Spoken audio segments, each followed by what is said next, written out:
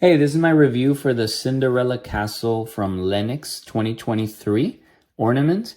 So it's the Disney 100 anniversary edition. So you can check out the front. That's how it looks like. This is the back of the packaging.